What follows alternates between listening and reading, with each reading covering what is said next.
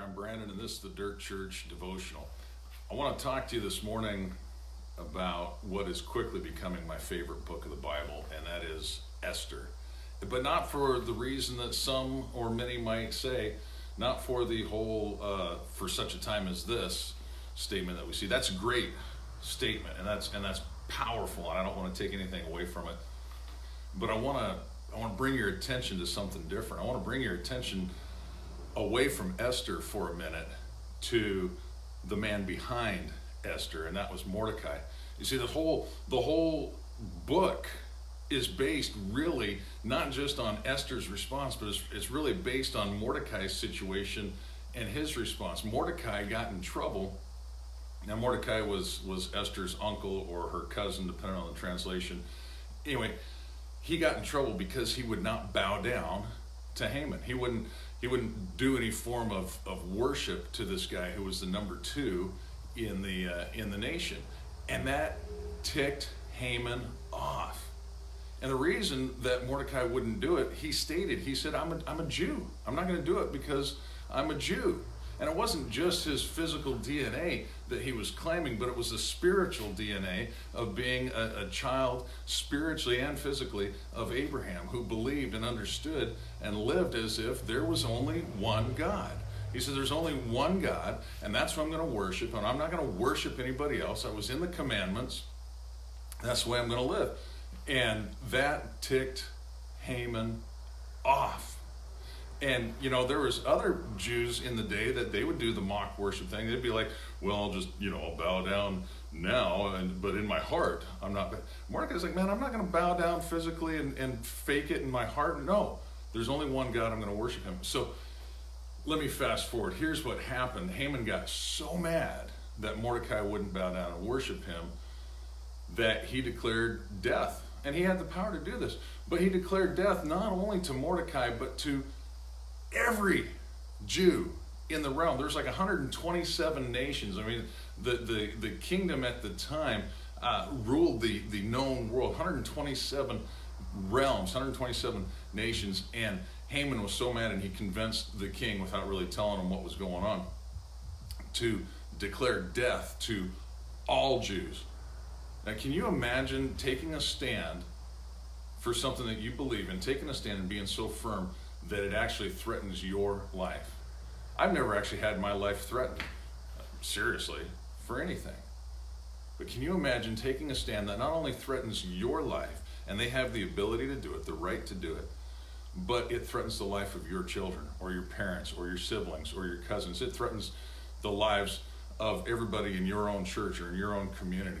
That was a situation that Mordecai found himself in because he wouldn't bow down.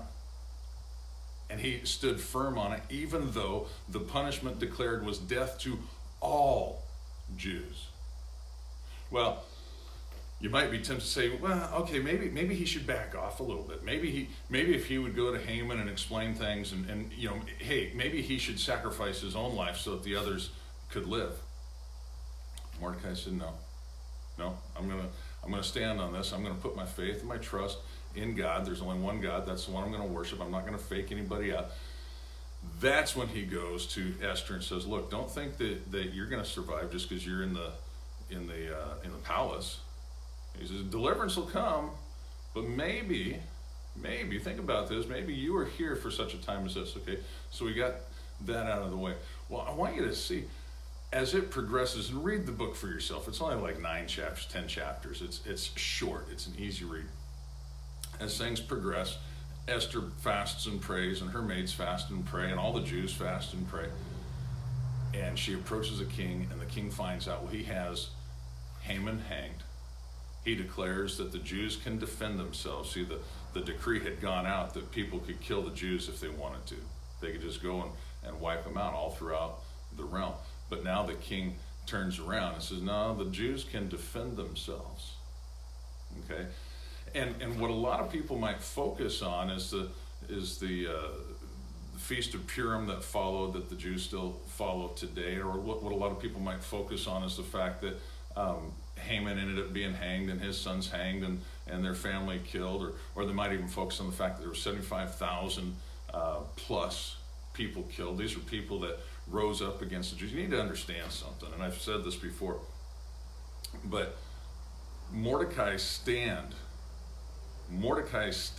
did not cause or create the hatred that Haman had. It simply revealed it.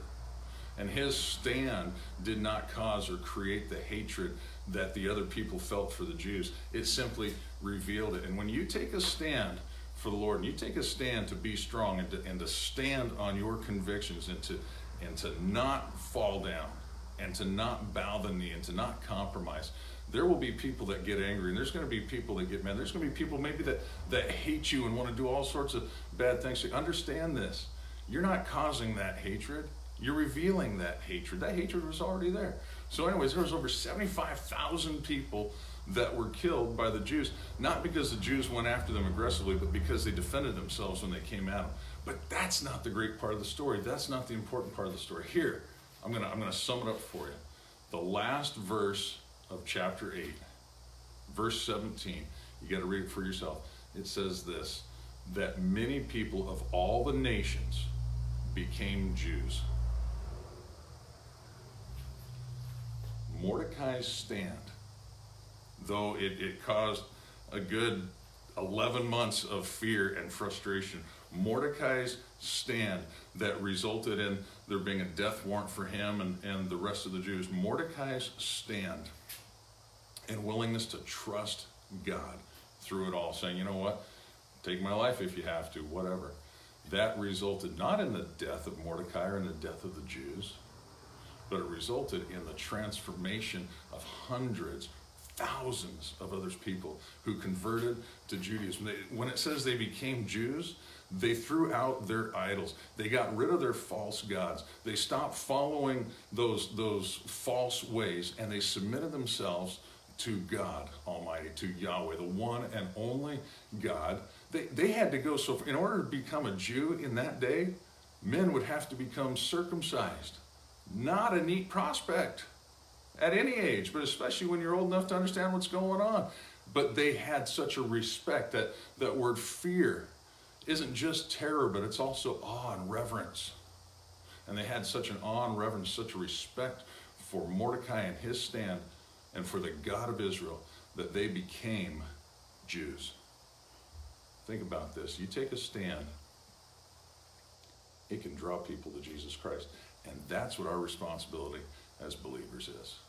All right, I'm done. Have a great day. If you like this, share it. If you don't, I won't know.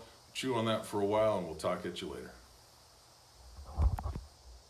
If I can actually get that.